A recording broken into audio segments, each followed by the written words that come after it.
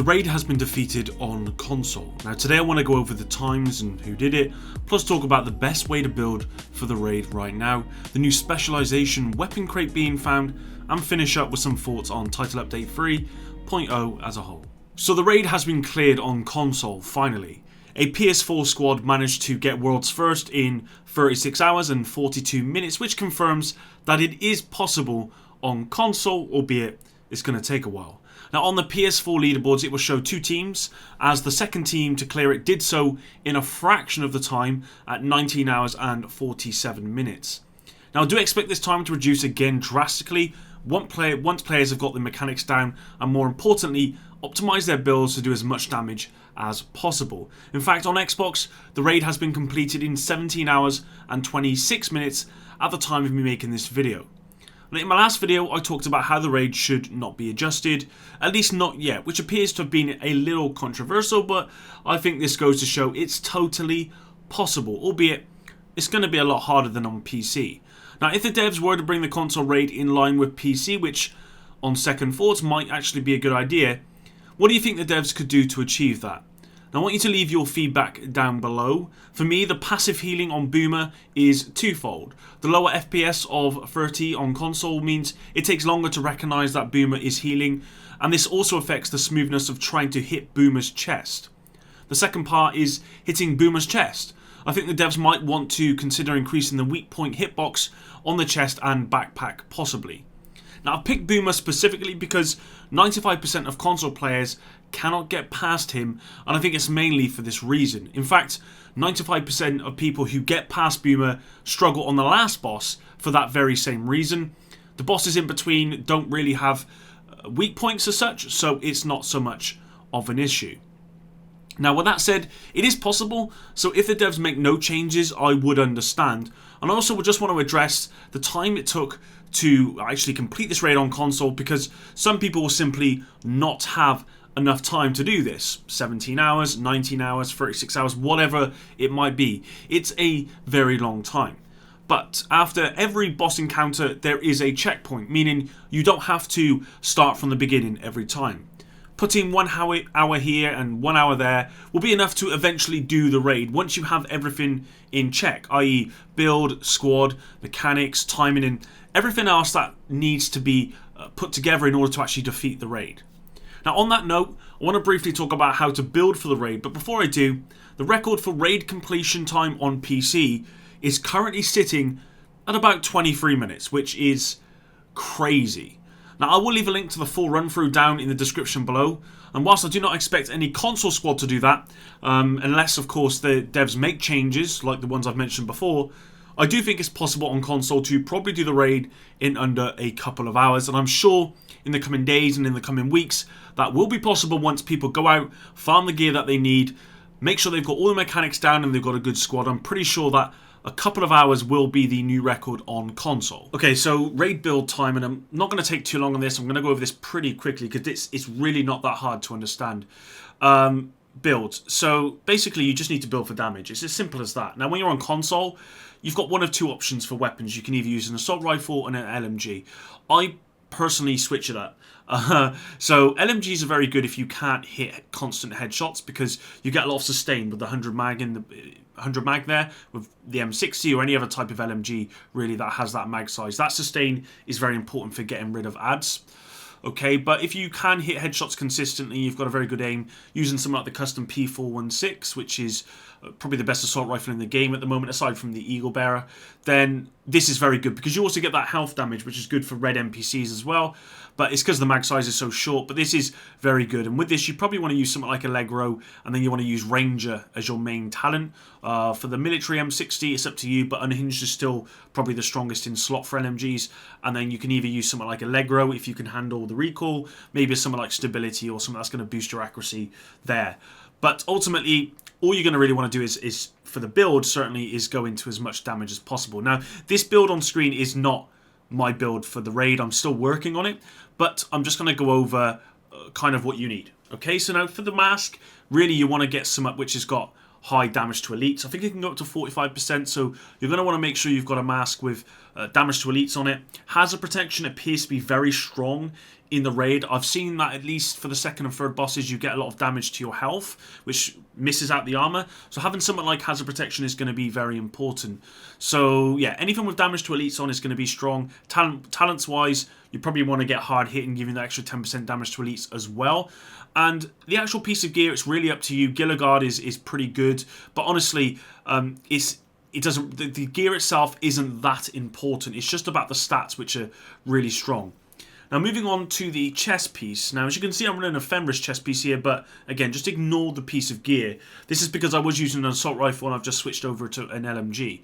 Now attributes wise, you're going to want to get weapon damage, headshot damage, and then some sort of armor. So that's the attributes you want. Weapon damage is very important, simply because you're going to come up against a lot of dogs and stuff, and headshot damage isn't important to them. But then you also are going to come up against some bosses that you are going to require a lot of headshot damage for. So having weapon damage and headshot damage, very important. Crit damage and crit chance and all that stuff isn't important.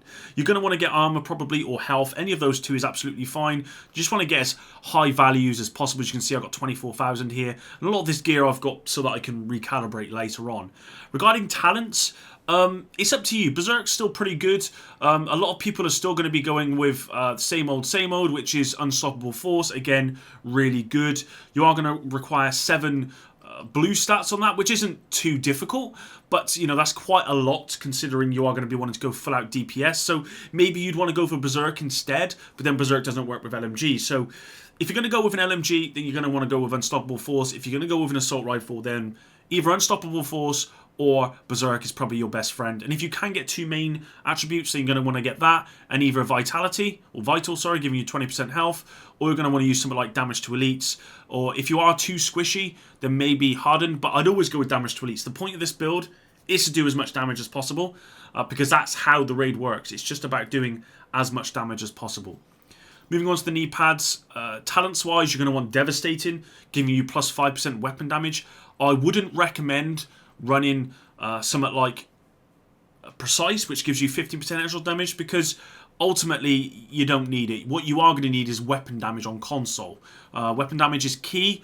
Attributes wise, it's up to you really. I mean, you can either use a red stat or maybe a blue stat giving you more health and all of that stuff, or maybe you want to use, you know, a utility stat. It's up to you really, but if it were me, I would go with health possibly, or armor. I'm not sure if you can roll armor on the holster actually, so I would probably go with health if you had to choose anything.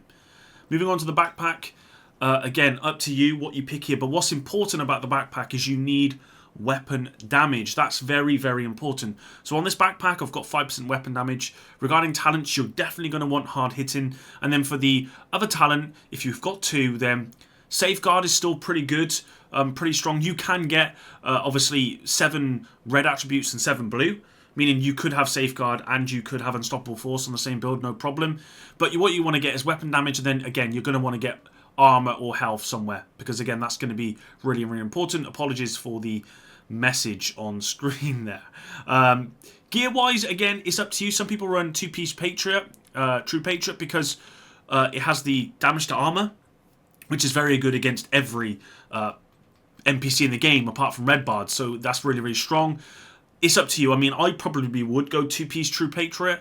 I think it's really, really strong, but ultimately, all you're going to be wanting to do is get damage, so 511 is good for protection, but you want to use Petrov somewhere for that LMG damage. The build is not really important. It's just about getting those attributes. On the gloves, again, you're going to want whatever weapon you're using, you're going to want that particular attribute. So here I've got LMG damage plus 11%, really strong. Talents-wise, again, what you're going to want is of course, you're going to want Devastating, because there really isn't any other talent to use for the raid at the moment. You're going to want Devastating here, giving you plus 5% weapon damage, and that's pretty simple. That's pretty much it.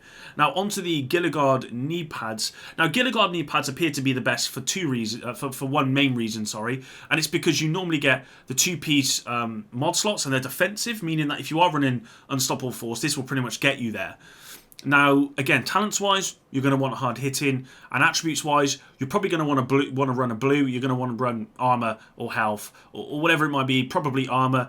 Armor regeneration can be pretty good as well, because you'll find that you'll probably run out of medkits sometimes, so having that armor regeneration is important. And to be fair, plus 13,000 armor is not going to do anything in the raid against NPCs who just mount you really, really quickly. But that's it, guys. That's pretty much it. Regarding the specialization wise, I'd always run survivalist with this for a very good reason. You get this armor kit, which actually applies to group members within 10 meters, which is strong. Protection from elites, outgoing healing, all the stuff that's going to basically keep you alive. Obviously, if you're running an LMG, I don't think you should worry about the extra 15% damage.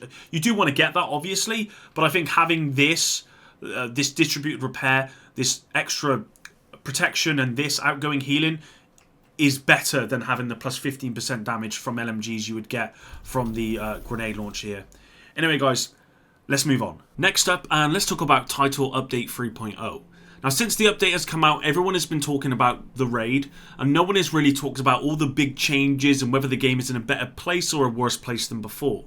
Now, I'm not going to go in depth or anything like that in this video because I will likely make a separate video dedicated to that, but my initial impressions, which is what this is, I think are positive, at least for the PvE side of things. Now, I've played some PvP, and LMGs are definitely the meta because the time to kill has been significantly increased, and they offer the best sustained damage in the game. Now, assault rifles are still viable along with SMGs with the right build, but for right now, LMGs are king. In respect of the overall PvE experience, I think the game feels a little easier than before. The minor nerfs to NPCs are just that, they're minor, and actually it's more that we've gotten almost 100% more survivability in this update, that NPCs feel weaker, and actually the game feels more like The Division because it doesn't feel as much like a cover-based shooter anymore, and that's my biggest gripe with this particular update. This is never more apparent than the raid, which requires you to almost be moving all of the time in order to progress. A far cry from what the devs said the game was meant to be and how it felt in the last update. Now, the changes to Recalibration are a step forward, allowing you to create some pretty crazy pieces of gear. The new total armor stat and health percentage stat are very strong, with one piece Gilligard chest piece that I found having plus 15.5% total armor. Now, that's the combination of both Gilligard twice over pretty much and Overlord to get that amount. That's just crazy.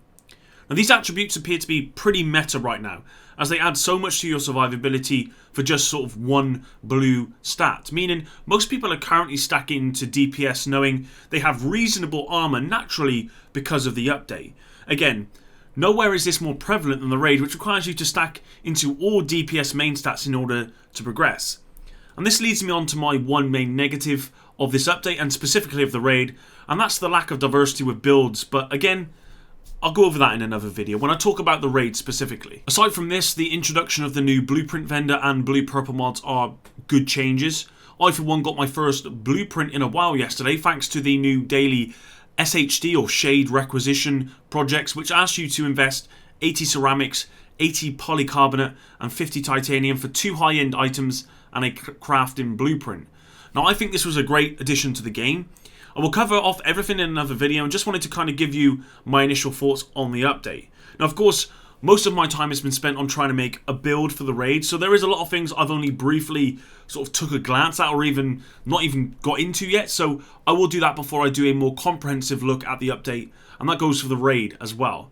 At least my overall impressions initially are positive. There are some negatives which I've mentioned here, and again I will cover them in another video, but we'll have to see what everyone else thinks, because at the moment no one's really talking about the update. Everyone's talking about the raid, so I'm actually a little bit apprehensive to what people think about the game as of right now. I know PvP players are still not very happy with this update, simply because the time to kill is so high now, it doesn't feel very good. It just feels kind of chicken dancey like the Division 1. And actually, the best weapon that I found in PvP right now is probably the Nemesis. And you don't even need to stack headshot damage into this weapon. If you can even get partial damage from it onto a player, you are almost definitely going to down them, at least from my experience. So, very strong weapon, very strong sniper, and obviously with the holster talent on that being very good for any other weapon, giving you the extra 25% headshot damage, is very good just as a secondary weapon no matter what map you are playing on. Last but not least, a Redditor by the name of Prototype_Mez has glitched into the shooting range counter where Charles Douglas is, and found a specialisation weapon crate which looks, to me, like a bazooka. Now, the Reddit thread goes on to confirm the next specialisation is the minigun, which we all know, but it doesn't look like a minigun to me, and it looks more like a bazooka or an RPG of some kind. Now, could this be a specialisation we get in the future? Who knows, but I thought it was interesting to add some speculation to the video. And one last thing to add, the Eagle Bearer Exotic Assault Rifle might not be a raid exclusive after all. Now, I've not got proof, so please take this with a pinch of salt, but a few people have told me this is dropped from a conflict cache. Do with that what you will. Anyway, there you go. Thanks for sticking around to the end, and thanks for all of your support. I will beat the raid one day at some point, and when I do, I will upload it to the channel. And of course, stay tuned for that and all the latest Division news. Until the next one, guys, Epic out.